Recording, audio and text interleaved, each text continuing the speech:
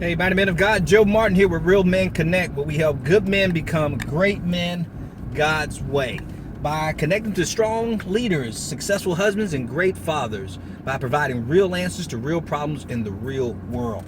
Guys, I'm on my way back home, or at least getting me a bite to eat. I just left a tremendous workout with my wife, who's a fitness trainer and owns a fitness studio. And so I'm leaving there dead dog tired, but I wanted to shoot a video for you about finding and accepting your purpose. Well, really, it's about finding your purpose, because I'm going to make this a short video. About getting on purpose and finding your God-given purpose.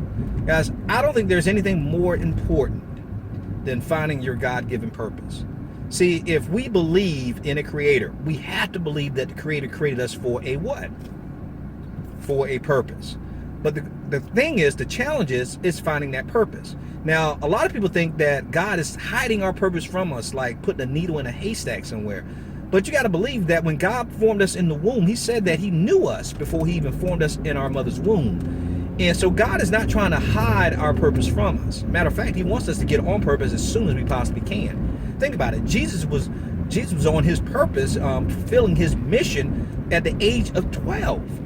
Now, hopefully anybody watching this video is over the age of 12, but we shouldn't have to struggle as much finding our purpose. So I'm going to give you some quick tips on how to find your purpose. Now, if you want to find out more, you can go to our blog at realmenconnect.com. I have several questions. I'm guessing now, I think about 30 something questions to help you narrow down and figure out your God-given purpose. But for today, I'm only going to share about maybe 5 or 6. I lost count.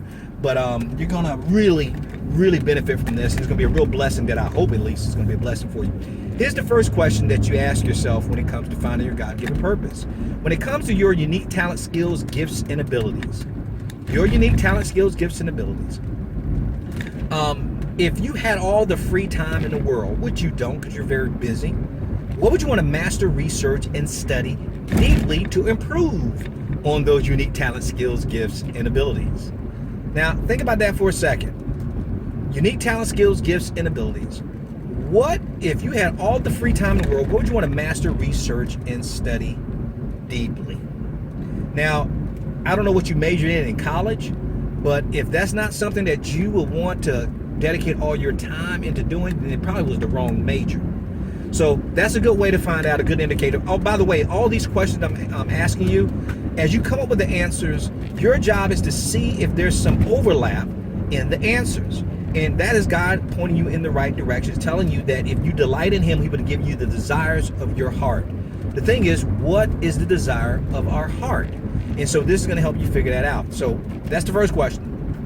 Had all the free time in the world, what would you want to master, research, and study deeply? Here's question number 2. When it comes to a topic, a challenge, a problem, an issue, or a subject, when you start talking about it, what is it that you talk about that you lose all track of time? Think about it.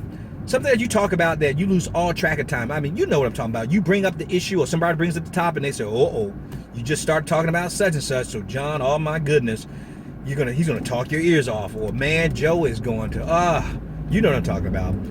That when you start talking about it, you lose all track of time. Usually a problem, issue, or topic.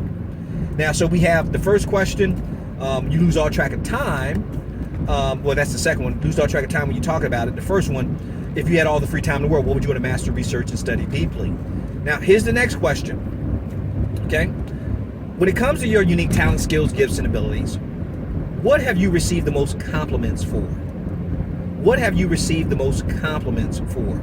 That people just shower you with praise. Man, you are so good at such and such. Man, Tommy is so great at such and such. Man, Ken is so excellent. Man, he is so great. To the point that it even embarrasses you sometimes, because you're thinking, my goodness, people are always saying that. No, that's called a clue. They're not just trying to puff your head up and make you feel good. They've noticed some things about you, and it's usually your talents and skills and abilities are on display, whether you know it or not, and people notice. And they give you compliments on it, okay? Like, I give you an example of what is not for me. No one has ever complimented me on my singing. Okay, so guess what? If they've never complimented me on my singing in all these years and over 4 decades, then maybe that's not what God has called me to do, to be a singer. You get my point?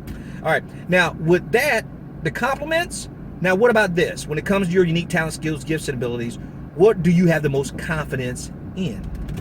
What do you have the most confidence in? Now, we're not talking about conceit or arrogance, but you know you're better than most when it comes to that. And so, may not be the best, but realistically, honestly, you know good and well that you sing better than most.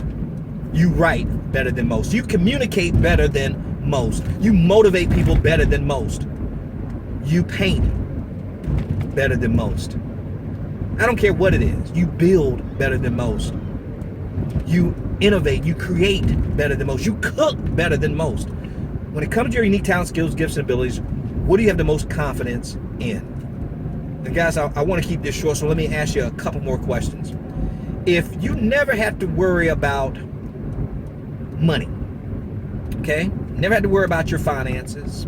Never had to worry about, matter of fact, everything that you would attempt to do professionally, all paid the same. But you had to pick something that you love to do, considering your, taking into account your unique talent, skills, gifts, and abilities.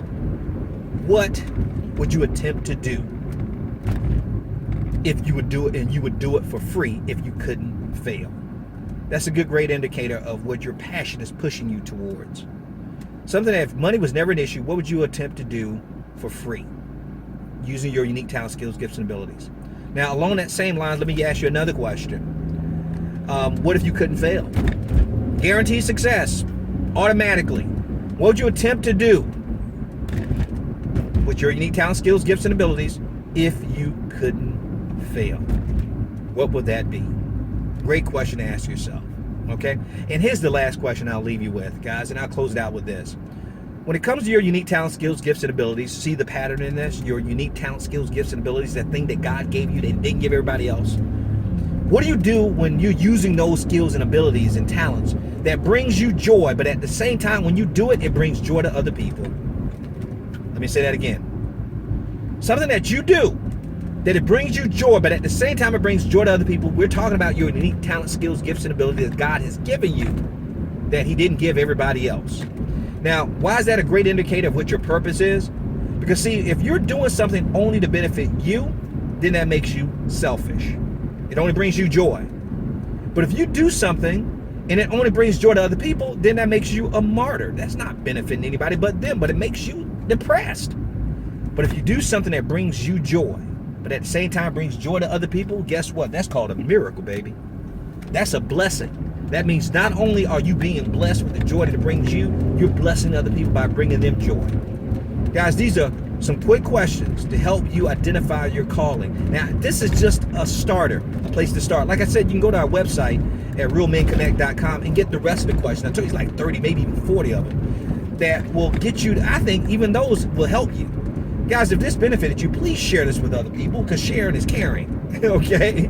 So if you want to bless someone and help them try to figure out what God has called them to do, share this with them, because I'm sure it will bless them. Remember, we're males by birth, but we are men by choice. So choose to be the man that God called and created you to be, because you do have a purpose. And also because a male is a terrible thing to waste. So until next time, be blessed, stay strong, and as always, stay in God's grip.